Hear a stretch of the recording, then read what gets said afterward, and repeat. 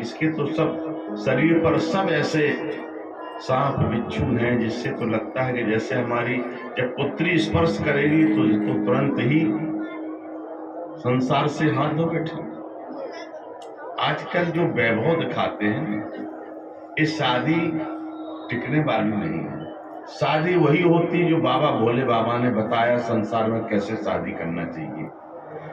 भोले बाबा कहते हैं जो हमारे सिर पर है वो अखंड सौभाग्य को प्राप्त कराएगा, क्योंकि जब हमारे अंग में प्रत्यंग में सब कुछ वही नाच रहे गा रहे, वो हमारे सेवक बन के रह रहे, तो किसी का भी खंडित नहीं सुहाग हो सकता है, अखंड रहेगा। ये प्रभु भोले बाबा देते हैं कि हमसे भय करने की आवश्यकता नहीं है, हमसे तो प्रेरणा लेने की आवश्यकता है। संसार में जो भोग विलास का नहीं है, भोग विलास तो ये साधारण है। पशु पक्षी जीव जंतु कौन नहीं कर रहा है? भोग विलास तो देखिए गधा भी करता है, पशु भी बच्चे पैदा करते हैं, पक्षी भी करते हैं।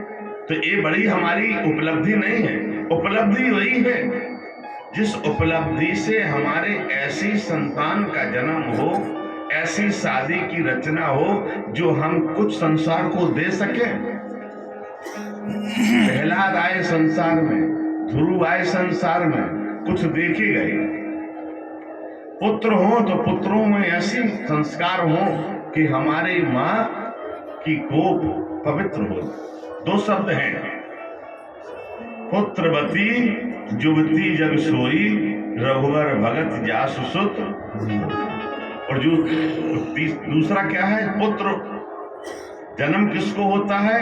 मनुष्य का जन्म होता है। और पशु का क्या होता है? ब्याना होता। सब नतर बाज कहूं बाज ब्याने। शादी होने के बाद उनने ना तो कुछ समझा ना बूझा, बस ये सोचे कि मेरी शादी इसीलिए ही हुई है। ऐसा नहीं है। शादी का मतलब है धर्म के बंधन में बंध करके, धर्म की रीत रिवाज के साथ हम चलेंगे तो हमारे आने वाली संतान प्रहलाद और ध्रुव और मंदालसा जैसे पुत्र पैदा होंगे जो संसार में ख्याति करेंगे, संसार का कल्याण करेंगे। ऐसे गुरु जी क्या थे? 5 साल की अवस्था में, और जब ध्रुव जी जाकर के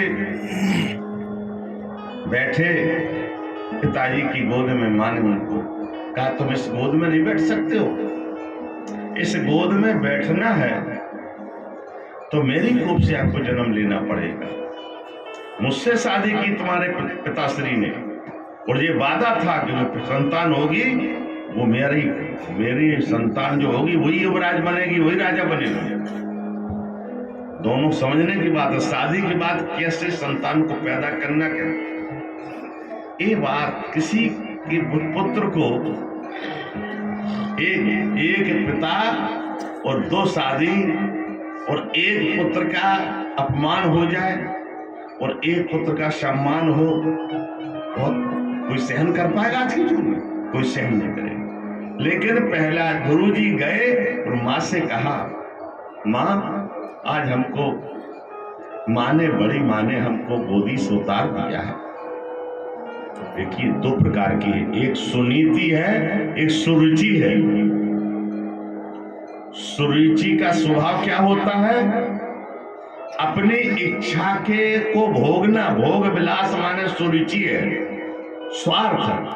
और सुनीति माने होता सुंदर नीति, चाहे अपना स्वयं का पुत्र हो चाहे बाहर का हो, कोई हो उसके साथ न्याय प्रति बात करना, उसी का नाम सुनीति। जिसकी सुंदर नीति और जिसका नाम सुरुचि है, वो अपने स्वार्थ के लिए ही कार्य करे, उसका नाम सुरुचि है। ये 2 प्रकार के लोग हैं। शादी करते हैं अपने स्वार्थ के लिए करते हैं। कई शादी लोग रचा लेते हैं, चल तो बहुत बड़ा वैभव है, इनसे शादी रचाएंगे तो मेरी संतान होगी, वो इस संतान का उत्तराधिकारी होगा। करते नहीं ऐसा लोग। इस प्रकार से उस प्रहलाद जी ध्रुव जी गए, माँ से कहा, माँ तो अब क्या करें?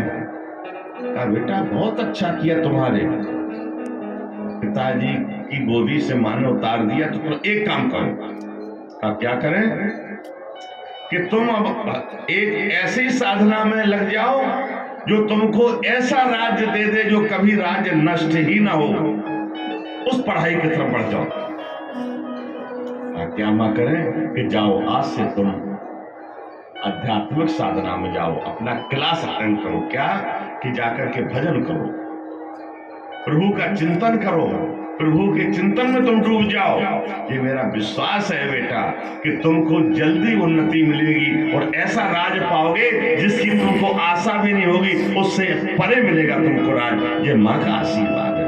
लेकिन साथ में दो बात याद रखना। का क्या बात माँ? कि जब कोई साधन करता है तो उसके अंदर लेश मात्र भी अभिमान नहीं होना चाहिए। अगर अभिमान होगा तो उस चीज प्राप्त नहीं कर पाएगा।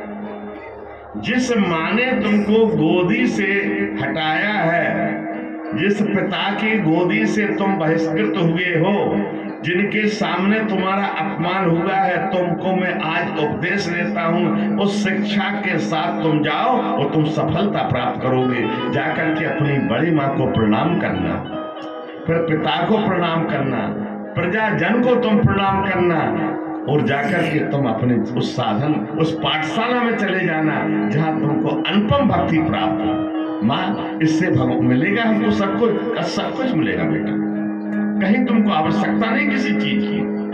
प्रहलाद जी के हृदय में माँ के शब्द चुभ गए। दो शब्द है शादी के, नतरबाज कहूँ, हर माँ को सोचना चाहिए, आने हर पीढ़ी को सोचना चाहिए, संतान को जन्म देने के बाद नक्षत्र और मुहूर्त ऐसे नहीं कि किस समय, ब्रह्म बेला के समय अगर वासना में डूबोगे संतान धुंधकारी हो जाएगी। ब्रह्म बेला तो होती है हमारी ब्रह्म चिंतन के लिए, ब्रह्म चिंतन करें। हर बेरा का एक अलग अलग शिष्ट वो है, हर बेरा में क्या करना है, हर तरह के कायदा कानून। 10 से 4 तक हमको अदालत देखना है, 10 से अदालत, अन्य हमारे सरकारी ऐसे हर चीज के सिस्टम है कि नहीं। उसी प्रकार से आप मुहूर्त के सहत अगर करेंगे, शादी अगर मुहूर्त में है तो सब कुछ प्राप्त होगा। अगर मुहूर्त के गैर मुहूर्त के है तो मैं निश्चित कहता हूं कि वो जोड़ा ज्यादा दिन आबाद नहीं रह पाएगा, कभी न कभी वो विघटन के ओर बढ़ जाएगा। इसलिए शादी के बाद कैसा पुत्र हो, कैसी हमारी संतान हो, इस पर भी विचार करना है। सुनीति ने कहा बेटा भजन करो, लेकिन भजन करने के साथ तुमको अपने परिवार के सभी बड़ों का सम्मान करना पड़ेगा। हृदय में बातें उतर गई। प्रहलाद जी छोटे से बालक हैं, माँ ने उनको मंत्र दिया, माँ ने दीक्षा दी और राजा के पोशाक को उतार करके बढ़िया कटी वस्त्र पहना दिए, एक दंड ले लिए, तिलक छाप ले लिए, कहा जाओ बेटा तुम इस अपने योगा में सफल हो जाओगे। छोटे से नन्हे मुन्ने बालक माँ के भवन से निकलते हैं और अपने माँ के पास जाते हैं, माँ के चरणों में गिर जाते हैं। माँ देखी ये क्या प्रहलाद, अभी तो तू राजसी के सामने रहता था, दोनों पुत्र राजा तरीके से रहते थे, आज तू वनवासी वेश क्यों बना? माँ बस आशीर्वाद दे, तेरा पुत्र जिस दिशा की ओर जा रहा बस सफल हो। जिस माँ के अंदर ईर्षा और डाह पैदा हो गई थी, उसका भी हृदय पिघल गया, लेकिन सुरुचि उसके अंदर जो प्रवेश कर गई है, स्वार्थ की जो रुचि पैदा है, वो ये नहीं कह पाए बेटा मत जाओ मेरे बालक, तुम भी मेरे हो। देखिए बड़ी इच्छा जो लोभ की होती है, आसक्ति की होती है, अपने स्वार्थ की होती है, वो परित्याग किसी का भी कर सकती है, लेकिन अपनी इच्छा जो स्वार्थ वाली है वो उसको नहीं छोड़ सकती। लेकिन वैराग छुड़ा देते, अंदर से तो हृदय पिघल गया, जा रहा है नन्हा सा बालक, क्या ये साधन करेगा। फिर पिता के चरणों में गया, पूरा राज्य परिवार प्रहलाद जी के सम्मान में खड़ा हो गया। छोटे से नन्हे मुन्ने बालक सभी प्रजाजन को प्रणाम करते हुए और सबसे विदा लेते हुए पूरा महल जो है अपने आप में रोदन कर रहा है, पूरा महल रो रहा है, सबके आश्रुपात हो रहे हैं। कह रहे प्रहलाद अपने अपने इस महल को छोड़कर किस झोपड़ी में जाएंगे, किस जंगल में जाएंगे। क्योंकि पहला बड़े सीधे और सरल थे, बड़े सहज थे। कभी उनने राज सत्ता के अभिमान का प्रयोग नहीं किया कि मैं एक राजा का लड़का हूं।